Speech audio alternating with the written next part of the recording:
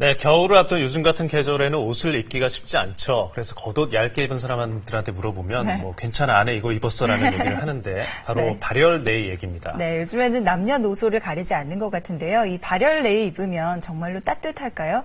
또 관리는 어떻게 특별하게 해줘야 되지는 않을지도 궁금한데요. 예. 오늘 이효영 기자와 함께 알아보겠습니다. 안녕하세요. 네. 한때 내복을 입느냐가 젊은 층과 중장년층을 구분하는 기준이라는 우스갯소리도 있었는데요. 네. 요즘은 정말 겉옷만큼 예쁜 디자인의 가볍고 따뜻한 기능성 네이들이 많더라고요. 네. 특히 옷 스스로 열을 낸다는 발열 네이, 정말 입기만 하면 열을 내서 따뜻해질까요? 궁금증 속 시원히 풀어드릴게요. 또 취향이나 기능에 따라 나에게 딱 맞는 내복 고르는 방법까지 지금부터 함께 보시겠습니다. 외투를 뚫고 들어오는 싸늘한 바람, 점점 더 몸을 움츠리게 되는 계절입니다. 이럴 때 네이만 챙겨 입어도 체감 온도가 올라가는 효과를 볼 수 있는데요.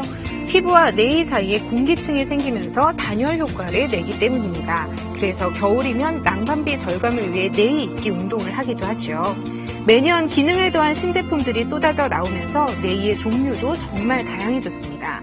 보온성만 중요하게 생각했던 기존과는 다르게 요즘은 따뜻하지만 얇고 활동성이 좋은 네이들을 많이 찾으시고요. 젊은 층들은 스타일까지 만족시키는 제품들을 원하시기 때문에 디자인까지 꼼꼼하게 살펴보십니다.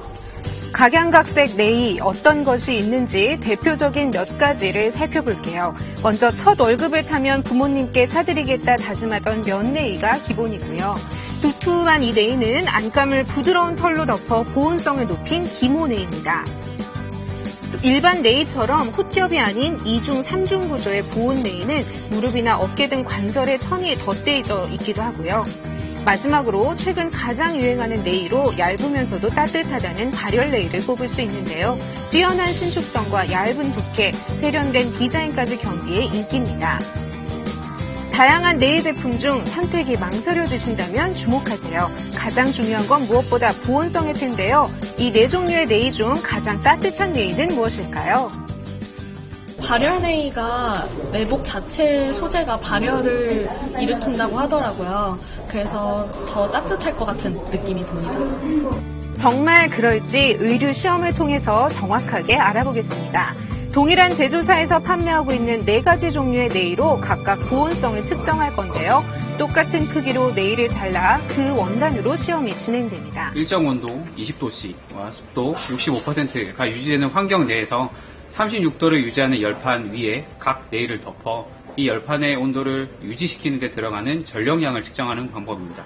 이 전력량으로 보온율 값을 계산하게 됩니다. 준비한 네이 원단을 각각 2시간씩 열판 위에 올려놓고 측정을 해봤습니다. 과연 어떤 네이의 보온성이 가장 뛰어날까요?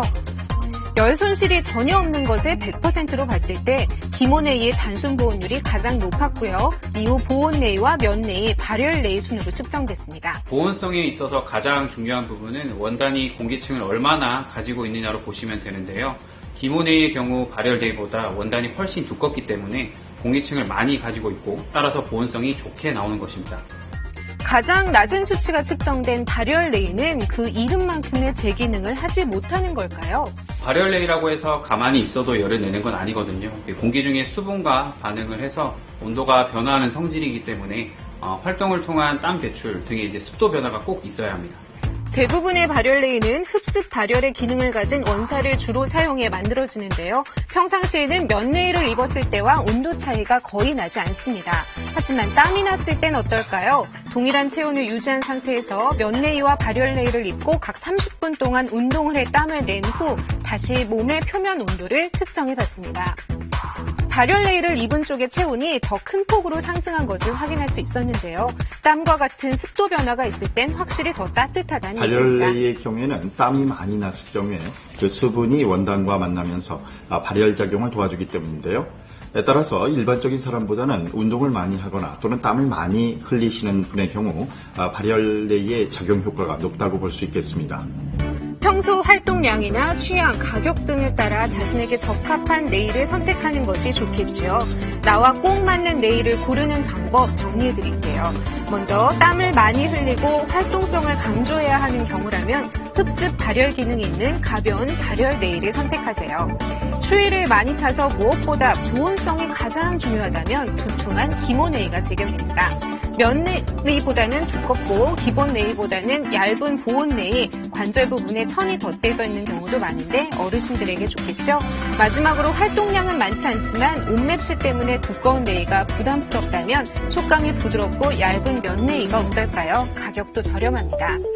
네일 오래 입으려면 세탁과 관리도 중요합니다. 실내에선 늘 네일을 입고 생활하는 아이들 덕에 겨울이 다가오면 관리해야 할 네일가 30벌이 넘는다는 한 주부의 집을 찾았습니다. 네일은 피부에 직접 닿는 옷이니만큼 자주 세탁하는 것이 좋겠죠. 옷감을 덜 상하게 하려면 손빨래가 좋습니다. 네일은 따로 구분해서 손빨래를 해주는 편이에요. 신축성에 문제도 생길 수가 있고 기능성 네일은 좀 더 세심한 세탁과 관리가 필요한데요. 원단에 부풀이 생기면 발열이나 탈취 등의 기능이 떨어지니까 단독 손세탁하시고요. 섬유 유연제를 넣는 것도 기능성 원단의 주요 기능을 유지하는 데 방해되니 피해주세요.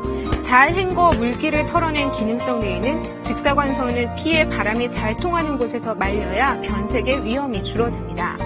아이들 네일 예쁘게 잘 정리하는 방법도 알아볼게요. 네일가 많다 보니까 상하이가 따로 놀게 되는 경우가 있잖아요. 그래서 오늘 제가 네일을 깔끔하게 개는 법을 알려드릴게요. 먼저 상의의 팔을 뒤로 접어서 긴 막대 형태로 만들어주세요. 하의를 상의 길이에 맞춰 접어준 후 상의는 가로로 두고 하의를 세로 방향으로 겹쳐 올려줍니다. 상의로 하의를 감싸고 하의를 빙 둘러 고무밴드 안으로 쏙 넣어 정리해주면 되는데요. 정말 깔끔하죠? 내복 상하의 짝을 잃어버릴 염려도 없고 찾기도 쉽고 서랍장도 깔끔해지니 보기에도 좋습니다. 체온도 지키고 멋도 살리는 네일, 내게 딱 맞는 네일을 골라보세요. 다가오는 겨울 건강도 챙기고 난방비까지 절감할 수 있습니다.